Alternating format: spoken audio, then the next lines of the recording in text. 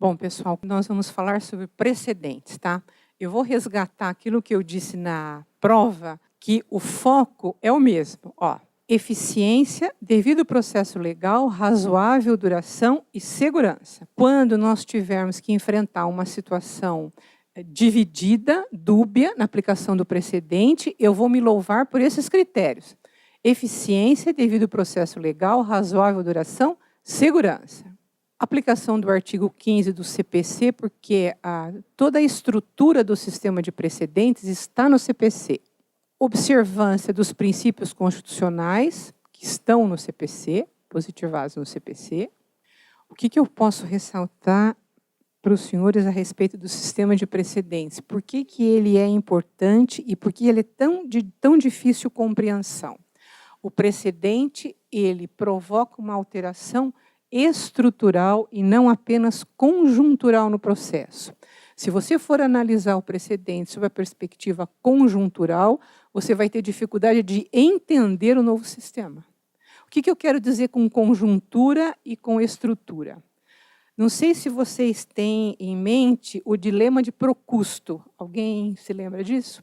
Procusto era aquele deus grego que ele tentava adequar a pessoa a uma cama determinada que ele tinha. Então, se a pessoa era maior que a cama, ele cortava os braços, as pernas, e ela tinha que caber dentro da cama, que ele tinha estruturado antes. Conjuntura significa você querer que o sistema de precedentes seja interpretado com a mesma perspectiva que você interpretava o processo antes do sistema de precedentes. Não é só a conjuntura que muda, é a estrutura do edifício processual. Desde o alicerce até a cobertura. Mudou o prédio, o edifício processual mudou completamente. Então, se você quiser interpretar o sistema de precedentes com a perspectiva anterior, você não vai entender o sistema. Você vai ter dificuldade para entender e vai resistir à aplicação. Agora, se você se despojar de conceitos pré-determinados que você tinha antes, é mais fácil entender o sistema de precedentes. A resistência é menor. Como vocês são muito jovens, com vocês vai ser mais fácil. Para vocês vai ser mais fácil. Essa dificuldade geralmente é experimentada por quem está há muito tempo na profissão e tem toda uma estrutura intelectual a respeito do processo. Então, ele vai ter que mudar essa estrutura, e isso é dificílimo. É por isso que há uma certa resistência. Outra observação. O sistema de precedentes muda o DNA do processo. É uma mudança muito forte. Muda a forma de peticionar, muda a maneira como é feita a instrução, muda a forma de fundamentar as decisões, altera as regras de hermenêutica e torna imprescindível identificar a diferenciação entre ratio decidendi e obter dictum. A hermenêutica dos precedentes é especial, porque os precedentes são sistematizados numa rede interconexão e não em uma pirâmide hierarquizada. Como é que a gente tinha na cabeça até então? Olha, Constituição, lei, portaria, resolução, é uma hierarquia, não é? Quando eu trato de precedentes, eu não trato de hierarquia, eu trato de interconexão. Eu mudo a forma de entender o parâmetro normativo. Porque o parâmetro normativo do precedente é diferente do parâmetro normativo da lei. Completamente diferente. E isso eu tenho que entender. E é por isso que a hermenêutica do precedente é outra. Ela é pautada pelos critérios de estabilidade, justificação, coerência e integridade, como está no 926 do CPC. O que é precedente para o processo do trabalho? É aquilo que eu acho que é? Não. Isso está estruturado. O precedente para o processo trabalhista são as decisões do Supremo, os processos julgados por afetação, o incidente de resolução de recursos repetitivos, o incidente de resolução de demandas repetitivas, que é diferente um do outro, e o incidente de assunção de competência. O objetivo do precedente é preservar a coesão sistêmica do ordenamento processual, garantindo segurança, isonomia, redução da litigiosidade e eficiência da atuação jurisdicional para promover a pacificação social com celeridade. Eu tenho uma normatização no CPC, nos artigos 896 da CLT e nas instruções normativas que foram emanadas do TST. Primeira informação importante: o incidente de uniformização de jurisprudência a nível dos regionais deixa de existir. Quando nós tivemos a promulgação do CPC de 2015, nós tivemos uma controvérsia, porque o IUJ estava previsto na Lei 13.015, que é uma lei que veio disciplinar o processo trabalhista. E o CPC de 2015 não tratava do IUJ. Aí surgiu uma controvérsia: continua o IUJ nos regionais ou deixa de existir? O TST expediu uma instrução normativa, que foi a instrução 39, dizendo que continuava o IUJ. E os regionais continuaram a fazer os incidentes de uniformização de jurisprudência, com a força vinculante dos julgados de primeiro grau. Entretanto, o incidente de uniformização de jurisprudência deixou de existir com a Lei 13.467. Ele não existe mais. Qual é a consequência prática para o juiz de primeiro grau? Deixa de ser exigida a observância do IUJ, porque ele deixou de existir como parâmetro normativo.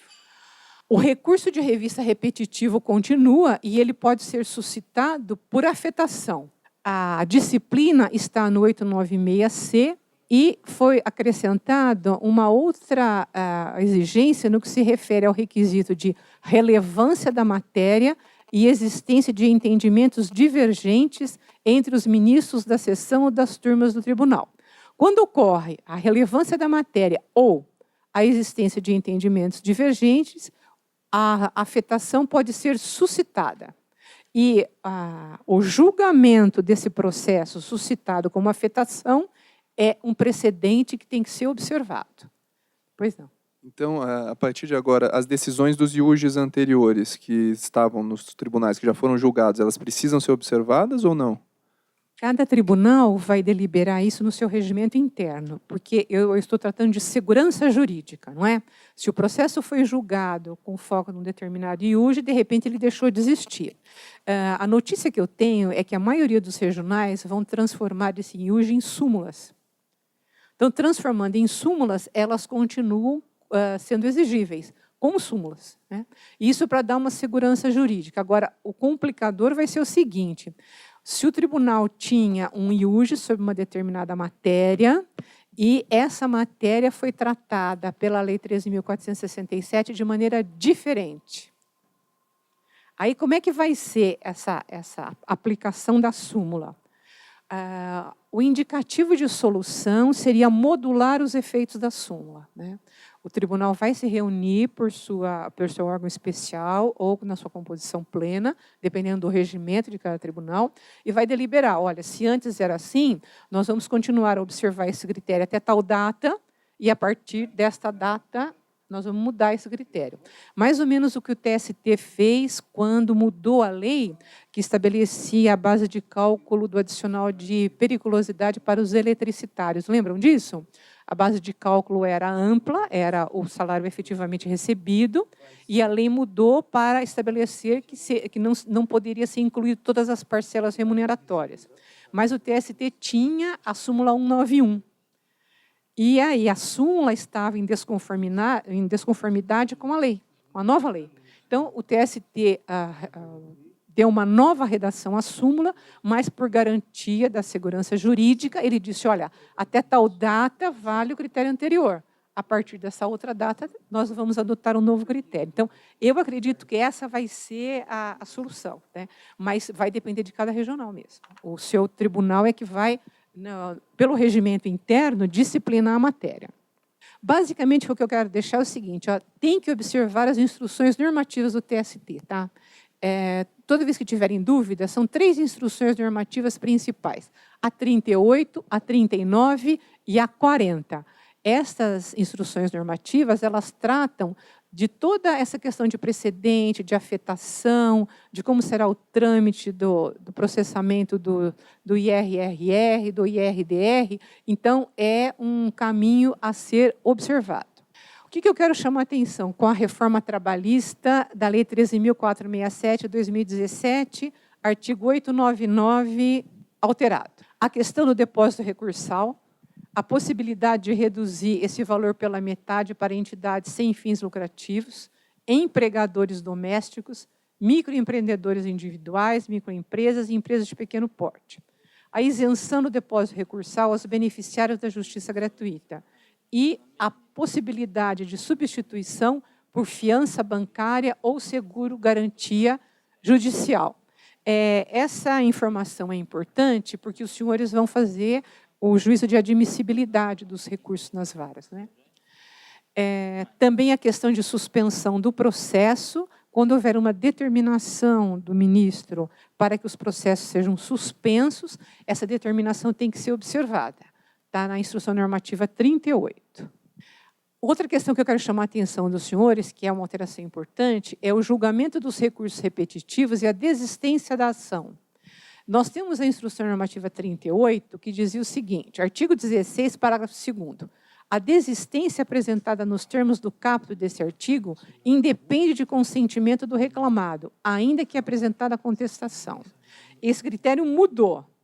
Parágrafo 3º, inserido no artigo 841 da SLT. Oferecida a contestação, ainda que eletronicamente, o reclamante não poderá, sem o consentimento do reclamado, desistir da ação.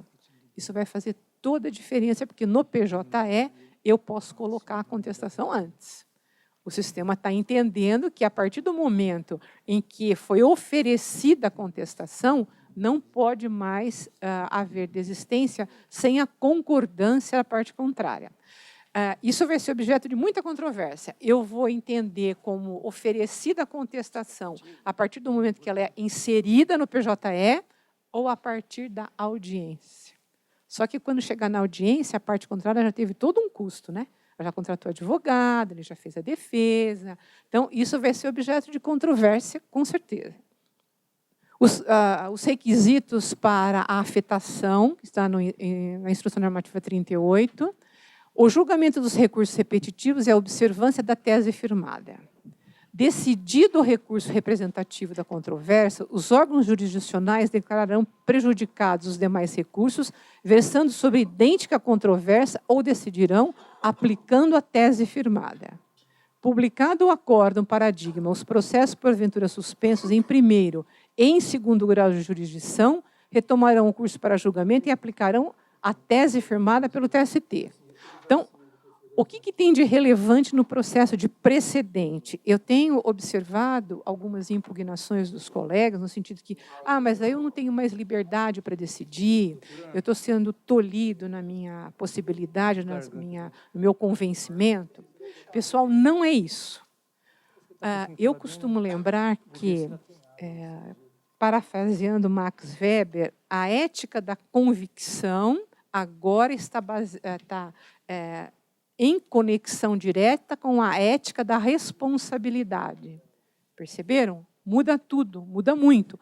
Eu tenho uma ética de convicção que estava clara no CPC de 39, que foi reiterada no CPC de 73, e que agora no CPC de 2015, ela entrou em interconexão com a ética da responsabilidade. O que eu chamo de ética da responsabilidade? É você saber que, se o tribunal proferiu uma tese num recurso repetitivo, é porque o tribunal já analisou várias vertentes daquele caso e, portanto, ele tem uma perspectiva mais ampla do que você tem no primeiro grau. E o fato de ele ter adotado uma determinada tese é um balizamento de conduta para o jurisdicionado. E se você não observar aquele balizamento de conduta, você vai dar uma ilusão para o jurisdicionado. Porque quando chegar no tribunal, no TST, aquilo vai mudar. Isso é ter responsabilidade. Então, muitas vezes a gente diz o seguinte, até em segundo grau, quando faz acórdãos. Olha, eu tenho, pela minha ótica, eu sempre adotei esse posicionamento. Entretanto, eu vou adotar a tese firmada pelo TST, por quê? Por uma questão de responsabilidade. Porque eu não quero dar margem a uma ilusão para a parte. Num primeiro momento, os senhores podem achar meio estranho, mas Com o tempo, na carreira, vão verificar que é muito mais prudente e justificável. E para os senhores mesmo, é mais tranquilo, porque vocês estão adotando uma tese que está pacificada. Sem prejuízo de outros, aplicam-se ao processo do trabalho em face da omissão e incompatibilidade os preceitos do CPC. Então, a questão da jurisprudência dos tribunais está positivado no 926 a 928 do CPC, e isso foi reiterado expressamente no artigo 3º da Instrução Normativa número 39. É por isso que os tribunais e os juízes devem observar o que está preceituado nestes artigos do CPC. A Instrução 39 trata do IRDR no processo do trabalho, e o artigo 8º estabelece expressamente a aplicação do CPC. O que é importante para o colega do primeiro grau que está iniciando a carreira? A improcedência liminar do pedido pode ser adotada com foco no precedente. Vejam lá o que diz o 332 do CPC. A improcedência liminar visa reduzir o ajuizamento de demandas repetitivas, agilizar as decisões de primeiro grau, prestigiar o sistema de precedentes, prevendo que nas causas que dispensem a fase instrutória, o juiz, independentemente da citação do réu, julgará liminarmente improcedente o pedido. A lei me dá a possibilidade de julgar o pedido sem formar relação processual. Antes de citar a parte contrária, se o pedido já estiver disciplinado por um precedente, eu posso julgar liminarmente. Eu nem formo a relação processual. A concessão da tutela de evidência, que nós já abordamos pela manhã, também se refere a essa possibilidade no artigo 311, inciso 2º e parágrafo único. A aplicação do precedente exige que seja evidenciada a existência ou não da correlação fática e jurídica entre o caso concreto a ser julgado e a tese firmada no caso apreciado no precedente. Este é o foco da aplicação. Eu tenho que fazer a correlação fática e jurídica. Vejam qual é a diferença. Não é só correlação jurídica. Aí é que está a diferença do precedente. É correlação fática. Ou seja, o fato que foi apreciado no precedente tem que ser o mesmo fato ou um fato correlato com o processo que eu estou julgando. E a correlação jurídica, por óbvio, também. E é por isso que a lei previu a possibilidade do distinguish. Se o fato que eu estou julgando for diferente do fato disciplinado no precedente, eu posso dizer na minha sentença, eu não vou aplicar o precedente, já existe um julgamento, mas eu não vou aplicar. Por que eu não vou aplicar? Porque a situação, de fato, é diferente da situação disciplinada no precedente. Mas eu tenho que dizer isso na sentença. Não adianta eu simplesmente fazer uma referência telegráfica na sentença. Olha, o precedente tal, copia o colo. O meu processo eu não vou aplicar o precedente tal porque não se adequa. Fim, não. Eu tenho que construir toda uma argumentação por que não se adequa. Eu tenho que dizer, olha, o fato regulado no precedente é esse e o fato que eu estou julgando é outro. Mas eu tenho que demonstrar por quê. Eu tenho que fazer referência ao que está no processo. Por que isso, pessoal? Para possibilitar o advogado recorrer. Porque como é que ele vai recorrer de uma decisão telegráfica? O precedente fala isso, o meu processo não trata disso, ponto, não aplica o precedente. Ele tem que saber por que você está argumentando isso. E com referência à prova do processo. Então, a prova tal, colhida na prova oral, o documento de folhas tais, ou ID, né, no PJE tal, me dá uma configuração fática diferente da configuração que está no precedente. Depois a gente vai ver um caso concreto, tá? O distinguish está focado diretamente na ratio decidendi, e no obter dictum, e na diferenciação entre eles. Qual que é a diferença entre ratio decidendi e obter dictum? A ratio decidendi é a fundamentação principal, aquela que sustenta a decisão. E o obter dictum é o que está na periferia. Então, eu não posso utilizar o que está na periferia para indeferir um pedido ou rejeitar a aplicação do precedente. O cotejo é Ratio decidendi com ratio decidendi. E vocês vão perguntar para mim, é fácil fazer isso? Não, não é fácil. Eu tenho que ser sincera, é difícil. Nós vamos ver como é difícil. Né? Porque muitas vezes num julgado você tem vários fundamentos. Você tem que distinguir qual é a ratio decidendi, qual é o match point, qual é o fundamento que definiu o julgamento. É esse fundamento que vincula, e não o que está de forma periférica. Outra possibilidade é o overruling, e o overruling nós vamos ter com maior frequência, por conta da alteração da reforma trabalhista. Nós tivemos mudança de lei, e nós temos várias súmulas que foram baseadas na legislação antiga. Então, a parte entra com o processo e diz, olha, eu fui admitido em 2015, eu estou entrando com o processo agora, novembro de 2017, mas a minha relação começou em 2015. Eu estou fazendo uma série de pleitos que na lei anterior estava disciplinado de uma forma. Agora mudou a lei. Meu contrato de trabalho está em vigor. Como é que eu faço? Ele cola uma súmula que disciplinava com base na lei antiga. Fora as questões de direito intertemporal, que nós vamos ter que enfrentar muito, a questão aqui em foco é a questão do precedente. Como é que eu vou aplicar esse precedente? Eu vou aplicar até a data em que a lei foi alterada, ou eu vou aplicar depois e vou explicar por que eu estou fazendo essa alteração? A pergunta que fica é, existe direito adquirido em relação à interpretação sumular? Existe direito adquirido em relação à interpretação sumular?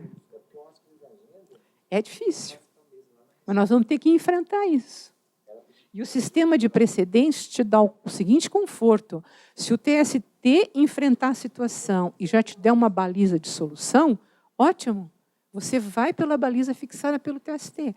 Porque as questões que os senhores vão enfrentar são muitas e complexas. Não é? Nós temos que reconhecer, temos que ser honestos em reconhecer isso. O artigo 8º, parágrafo 2º da Lei 13.467/2017 diz o seguinte: súmulas e outros enunciados de jurisprudência editados pelo Tribunal Superior do Trabalho e pelos tribunais regionais não poderão restringir direitos legalmente previstos, nem criar obrigações que não estejam previstas em lei. Tenham sempre foco neste artigo, que ele vai fazer muita diferença. Vamos ver um caso prático. Artigo 468 da CLT, antes da reforma. O que eu tinha ali? Nos contratos individuais de trabalho, só é lícita a alteração das respectivas condições por mútuo consentimento, e ainda assim desde que não resultem, direta ou indiretamente, prejuízos ao empregado, sob pena de nulidade da cláusula infringente dessa garantia. Parágrafo único. Não se considera alteração unilateral a determinação do empregador para que o respectivo empregado reverta ao cargo efetivo anteriormente ocupado, deixando o exercício da função de confiança. Tudo bem? Claro? Tá. O que eu tenho? Súmula 372. Percebida a gratificação de função por 10 ou mais anos pelo empregado, se o empregador, sem justo motivo, revertê-lo ao seu cargo efetivo, não poderá retirar-lhe a gratificação. Perceberam a diferença? Tendo em vista o princípio da estabilidade financeira. Então, na prática, o que acontecia? Se o empregado estivesse há 11 anos, o empregador poderia retirá-lo, mas com base nessa súmula tinha que continuar a pagar. Bom, o que eu tenho de mudança? Artigo 468 da CLT, alterado pela Lei 13.467 de 2017. A alteração de que trata o parágrafo 1º deste artigo, com ou sem justo motivo, ou seja, o empregador pode retirá-lo da função de confiança, mesmo que não haja motivo. Simplesmente eu quero que ele saia. Não assegura ao empregado o direito à manutenção do pagamento da gratificação correspondente, que não será incorporada, independentemente do tempo de exercício da respectiva função. Então, até a promulgação da lei, eu tinha uma súmula que dizia uma coisa. Determinava o pagamento depois de 10 anos e fixava uma obrigação. Após, a lei mudou completamente. A pergunta que se faz é, se o empregado recebia, ele pode deixar de receber? Eu posso usar aquela súmula como fundamento, como precedente para continuar a deferir o pagamento? Se a lei mudou? E se o artigo 8º da nova lei diz que a súmula não pode criar direitos? O que se faria nesse caso? Se o juiz estiver convencido que a gratificação não é devida, ele vai fundamentar como tendo ocorrido um overruling. Olha, o preceito que estava na súmula anterior foi superado pela lei nova. Então, na minha fundamentação da sentença, eu vou dizer isso, eu vou colar os termos da súmula, porque eu tenho que demonstrar para a parte que eu enfrentei o problema. Essa aqui é a razão principal que eu tenho que passar para vocês. Na sentença, eu tenho que dizer para a parte, olha, eu enfrentei o problema. Eu sei que existe essa súmula, mas eu estou convencido de que há um overruling. Por que há um overruling? Porque eu tenho uma nova lei que dispõe em sentido contrário. Então, o overruling é a superação da súmula pela superveniência de uma nova lei. Por quê? Se eu não fizer esse raciocínio, o que eu estou fazendo? Eu estou perpetuando uma situação contra a legem. Perceberam? E eu estou conferindo a orientação sumular à força de direito adquirido. Por via transversa. Então, é uma fundamentação que os senhores vão ter que enfrentar, não só nesse caso, em muitos casos, porque a mudança da Lei 13.467 foi muito grande. Então, nós temos várias súmulas nessa situação, que nós vamos ter que enfrentar na fundamentação da sentença e na fundamentação dos acordos também. O precedente e a ratio decidente estão referidos no artigo 15 da Instrução Normativa 39. O que diz esse artigo 15 que eu considero relevante? Ele considera a ratio decidente os fundamentos determinantes da decisão. São aqueles fundamentos que seguram a decisão. Sem eles, a decisão cai.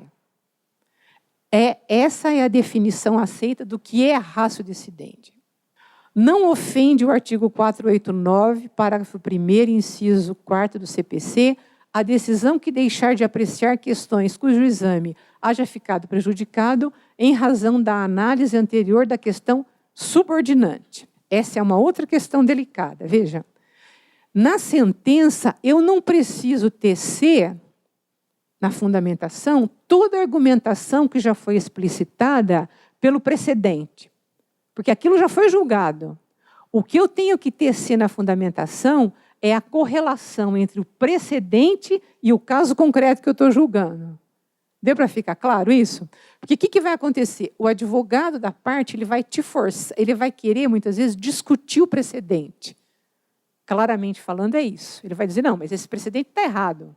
Ele vai querer discutir o precedente. O juiz não tem que discutir o precedente. Como se dizia, quando se falava um pouquinho de latim em direito, Roma locuta causa finita. Roma falou, a causa acabou. Se o TST disse que o precedente é esse, eu não vou discutir o precedente. Está pacificado, está decidido. O que eu tenho que analisar na minha sentença é a correlação entre o precedente e o que eu estou julgando. Aí sim. Aí eu tenho que deixar isso expresso na sentença e também no acordo.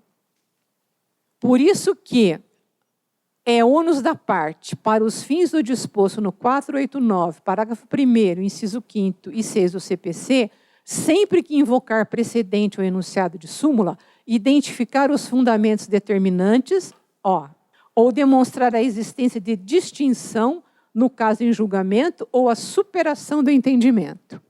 Essa instrução normativa do TST sinalizou nesse sentido. A parte tem que dizer isso para o juiz. Qual é a fundamentação que ela vai alegar para poder sustentar o seu pedido ou a sua defesa? E, logicamente, você vai analisar se ela está certa ou não. Eu gostaria de trazer para análise, eu tinha muitos casos, mas como eu fiquei com pouco tempo nessa segunda abordagem, eu queria fazer mais ou menos uma dinâmica como nós fizemos de manhã, mas eu não tinha tempo. Eu tenho muitos casos em que dá para discutir o que é ratio decidendi e o que é obter dictum. E isso é muito bom, sabe? É um exercício que a gente troca informação e um vai levando o outro a algumas conclusões. Mas, como eu tenho pouco tempo, eu só consegui trazer um para a gente discutir junto. Esse é um caso emblemático, porque nós temos nas varas muitos processos sobre essa matéria, mas muitos processos. Dependendo da vara, eu tenho, às vezes, 70% do movimento da vara trata disso. Eu quero trazer aqui um precedente do Supremo, recurso extraordinário 760-931, relator ministro Fux. São aqueles casos em que a terceirização pela administração pública e a parte entra com o processo contra o empregador e a administração pública. Diz, olha, eu quero imputação da responsabilidade subsidiária. Nós tivemos uma ADC, a ADC 16, que questionou o artigo 71 da Lei 8666/93. Ela dizia, olha, nós queremos que seja reconhecida a constitucionalidade do artigo 71 da Lei 8666/93, que trata da licitação. Porque se nós fizermos um processo de licitação idôneo, correto, nós não temos que ter responsabilidade nem subsidiária, porque a nossa parte nós fizemos. E a ADC foi julgada procedente. O Supremo reconheceu que o artigo 71 é constitucional. Entretanto, esse reconhecimento não pacificou a controvérsia. Por quê? O autor vem na sua petição inicial e diz assim, mas eu não estou dizendo que o artigo 71 é inconstitucional. Eu estou dizendo que o artigo 71 trata da eleição, que é o processo de licitação, mas não trata da vigilância. São dois momentos diferentes da prestação de serviço da administração pública. Um momento, que é o primeiro momento, é ela observar o procedimento licitatório. Tudo bem, ela observou. Agora, num segundo momento, não é licitou, acabou, eu não tenho nada a ver com isso. Ela tem que acompanhar o cumprimento do contrato. E a Lei 8666/91, em vários artigos, 56, 55, ela trata do cumprimento do contrato, que até então era interpretado como sendo contrato de obras. Vocês vão se lembrar disso. Por exemplo, quando a administração pública libera dinheiro com uma obra que é licitada, para ela liberar o dinheiro, ela tem que mandar alguém lá e verificar se a obra está naquele estágio que pode liberar o dinheiro. Então, havia uma interpretação restritiva da Lei 8666/93, no sentido de que esse acompanhamento era restrito aos contratos de obra. E o Judiciário Trabalhista fez toda uma construção jurisprudencial para dizer que não. Esse entendimento é sustentável também nos contratos de prestação de serviço. Então, mensalmente, antes de você pagar a fatura para a empregadora, que é a empresa prestadora contratada, você, administração, tem obrigação de exigir a comprovação. Comprovação de recolhimento de FGTS, INSS, pagamento. Senão não libera o dinheiro. E nós construímos essa interpretação a duras penas, porque no começo ela começou a ser totalmente rechaçada. Até que nós tivemos um julgamento e a formulação de uma tese 246. Vamos ler juntos como é que está o precedente.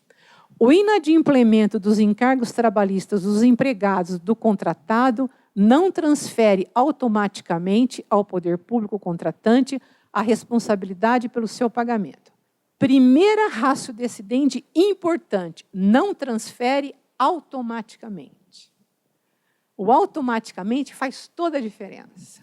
Se eu tirar o automaticamente, a minha conclusão é uma. Se eu deixar o automaticamente, a minha conclusão é outra. É óbvio que não transfere automaticamente. Por quê? Porque o poder público não é o empregador. Não é automática a transferência de responsabilidade.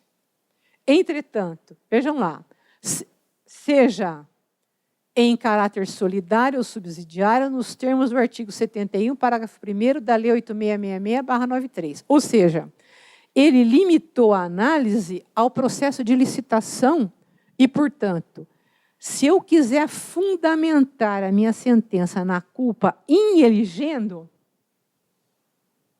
eu vou ter que observar o precedente, que a ratio decidendi está aí, e aplicar a questão do automaticamente. Então, na prática, o que eu vou fazer? Eu vou estar com o processo na mão para julgar. Eu vou dizer, olha, o processo licitatório foi observado? A administração provou para mim que o processo licitatório foi observado? Está provado isso no processo? Tá. Então, eu não posso transferir automaticamente para ela esse encargo por falha in eligendo. Ponto. Entretanto, o caso em julgamento, a parte está alegando para mim que não é só isso. Existe uma negligência invigilando no cumprimento do próprio contrato. E se existe uma negligência invigilando, o precedente não é suficiente para eu copiar, colar e jogar o precedente como fundamentação. Perceberam? Eu vou ter que ir além. Então, eu vou dividir essa sentença em duas partes. A primeira parte, no eligendo e no cumprimento dos requisitos de licitação. Vou aplicar o precedente. Na segunda parte, eu vou verificar se o invigilando foi comprovado ou não. E aí vai entrar em questão o ônus da parte, o encargo probatório. Como é que o empregado vai provar que isso foi observado ou não? Ele não tem elementos. E vejam, senhores, interessante, quando houve esse julgamento, houve uma mudança de relator, exatamente porque a questão discutida, a exaustão no Supremo, foi o ônus da parte, probatório. Isso. E no precedente não saiu nada do ônus probatório. Exatamente. E o que motivou, porque a relatora de sorteio é a ministra Rosa Weber, e o relator designado ficou o ministro Fux. Houve uma grande discussão sobre a transferência do ônus probatório. E na ementa, que seria o precedente, que é a ratio decidendi, não tem nada de encargo probatório. Bom, em virtude disso, o que a gente está interpretando? A gente está interpretando que não há um precedente fixando o encargo. E se não há um precedente fixando encargo, um número considerável de juízes está transferido esse encargo para a administração pública mesmo. E desde a audiência de instrução, ouvindo o preposto. Começa ouvindo o preposto. O senhor acompanhou a prestação de serviço? Quem da administração, se ele falasse, não, mas a gente acompanhava, a gente quem? Tem que ter uma pessoa física encarregada de acompanhar o cumprimento do contrato. E vai por aí. Então, isso dá um substrato probatório para o quê? Para, na segunda parte da sua sentença, você aferir se houve ou não a culpa em vigilando e absolver ou condenar. Mas vejam como a ratio decidendi é importante, mas como ela é restrita àquele cotejo da situação fático-jurídica para aquele núcleo específico. Perceberam? Então, o que aconteceu aqui? Na ementa, eu não tenho nenhuma referência ao ônus probatório, não é isso? Então, para a ratio decidendi, o ônus probatório ficou como obiter dictum, perceberam? Ele não ficou como ratio decidendi. Se ele ficou como obiter dictum e não como ratio decidendi, eu tenho toda a liberdade de julgar, sem estar amarrado com a ratio decidendi. Perceberam qual é a diferença? Alguém quer fazer alguma pergunta?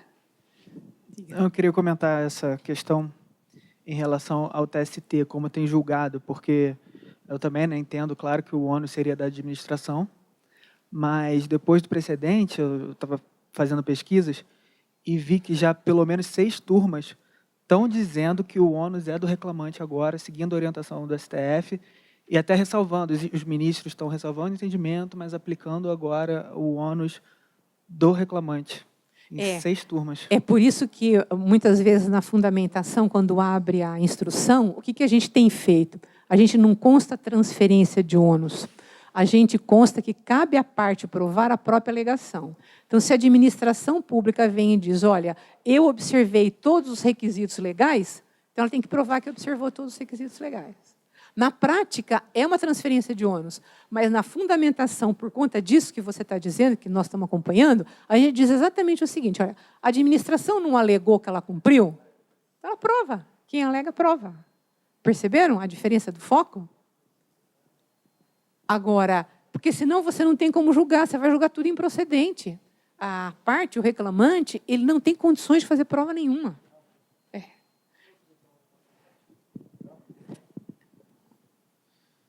É impossível o trabalhador fazer uma... É um fato negativo. É. Provar que não fiscalizou, possível.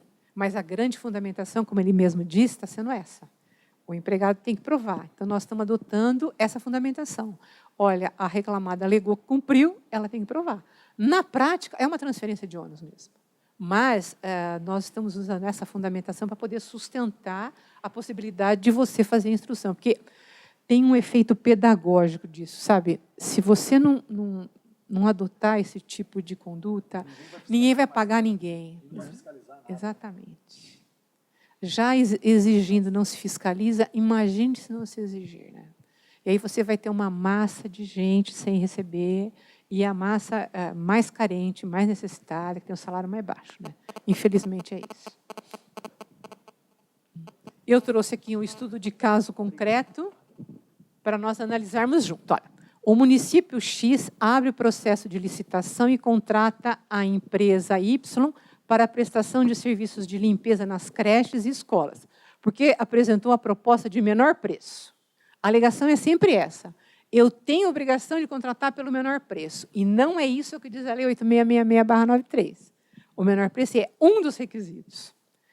Durante a execução do contrato, o município fiscaliza mensalmente o recolhimento do INSS e do FGTS dos empregados contratados. No final do ano de 2016, a empresa Y deixou de pagar salários. O município rompe o contrato e os trabalhadores perdem seus postos de trabalho. Ajuiza uma ação pleiteando a imputação da responsabilidade subsidiária do município que, em defesa, pede a aplicação do precedente do Supremo, aduzindo que cumpriu integralmente a Lei 8666/93 e fiscalizou o recolhimento mensal do FGTS e do INSS. Como você julgaria essa ação? Pela experiência que a gente tem, um número considerável de municípios fiscaliza o recolhimento do INSS e do Fundo de Garantia. Isso eles fiscalizam. O que eles não fiscalizam é o pagamento de salário. E, geralmente, a questão explode no final do ano. É uma época que a prestadora ela vai embora, ela some e deixa todo mundo sem receber. Isso acontece, inclusive, em terceirizados dos tribunais. Não sei se tem notícia disso. Então. E é por isso que é uma questão que tem que ser analisada com cuidado no sentido de aplicar a ratio decidendi corretamente, porque a decisão do Supremo ela foi proferida naqueles termos, e é naqueles termos que eu posso colar o precedente. Nada mais além disso. O novo sistema de precedentes exige uma nova hermenêutica. A analogia aos princípios gerais de direito e equidade são insuficientes para aplicar a interpretação dos precedentes. A constante evolução do fenômeno social e suas contingências devem ser acompanhadas pelo direito. A insuficiência dos silogismos e construções teóricas para oferecer respostas. É aquilo que eu disse. Você tem que analisar se há uma relação entre o fato que originou o precedente e o fato que está sendo julgado. Não basta tão somente a confrontação teórica do precedente. E é por isso que a concretização das normas heterônomas e autônomas vai exigir a atuação das funções interconectadas. Interpretação, integração, aplicação, com justificação, coerência e integridade. O complicador para a nossa área vai ser os artigos 611-A e 611-B. Por quê? As convenções coletivas vão ter força normativa. E a aplicação do precedente vai resvalar também a interpretação da força normativa das cláusulas coletivas. Isso vai ser muito importante, a justificação, a coerência e a integridade. Porque a força do precedente não advém do argumento de autoridade. É isso que a gente tem que ter na cabeça, pessoal. Olha, o precedente não tem que ser cumprido somente porque ele foi proferido pelo Tribunal Superior, mas ele tem que ser cumprido porque a finalidade é conferir coerência para o sistema. Aí é que está a questão principal. A interpretação passa a ser a própria realização do direito, porque a matriz normativa deixa de ser abstrata e se realiza no caso concreto, a partir do caso concreto. A coerência da argumentação passa a ser necessária para respaldar a decisão. A interpretação passa a ser um ato constitutivo de decidibilidade jurídica. O centro referente passa a estar no juízo aplicador e não na norma em si, porque eu vou fazer uma jurisprudência de valores. O precedente sempre é uma jurisprudência de valores. O precedente, ele atribui valor à norma. E quando eu vou aplicar, eu tenho que observar essa gradação de valor que foi fixada no precedente. E se o precedente não for observado, o que vai acontecer? Reclamação. A reclamação visa preservar a coesão sistêmica, visa garantir segurança jurídica, razoável duração, isonomia, eficácia e eficiência. Se você tiver dificuldade de aplicar um precedente, qual seria o melhor caminho? Olha, eu vou fundamentar a minha sentença porque eu estou convencido que a solução é essa. Eu vou dizer na minha sentença. Entretanto, eu vou dizer também, apesar do meu convencimento ser nesse sentido, eu vou aplicar o precedente. E por que é interessante você fazer isso? Primeiro, porque você está sendo coerente. Segundo, porque você está cumprindo a precedente. Está dizendo para a parte, olha, estou cumprindo a precedente. E terceiro, para possibilitar um recurso. E a revisão do precedente pelo Tribunal Superior. Porque a partir do momento que você coloca a sua argumentação, você possibilita o advogado entrar com essa argumentação em recurso. Agora, o precedente tem que ser observado. Porque se ele não for observado, você pode ter que responder por uma reclamação. E isso é muito complicado para um juiz que está no começo de carreira, sabe? Aquele número expressivo de reclamação que você vai ter que responder, porque se você for contra o precedente numa decisão, você vai ter que ser coerente, você vai ter que julgar assim nas demais. E aí você pode receber um número expressivo de reclamação. E a sua situação fica delicada. Então, qual seria o melhor caminho? Olha, eu estou convencido disso, estou sendo fiel comigo mesmo. Entretanto, a situação está albergada no precedente. Existe similitude fática e existe similitude jurídica. Eu vou cumprir o precedente, vou fundamentar e vou decidir em conformidade com o precedente. Se houver recurso e mudança de precedente, agora, se não houver e a sentença for mantida pelos tribunais superiores, você decidiu em conformidade com o precedente. Há uns anos atrás, nós tínhamos uma questão delicada de horas em itinere do motorista no meio rural. E se a configuração do motorista no meio rural, ele era uma categoria diferenciada ou era um rurícola, né? O motorista que trabalhava nas fazendas.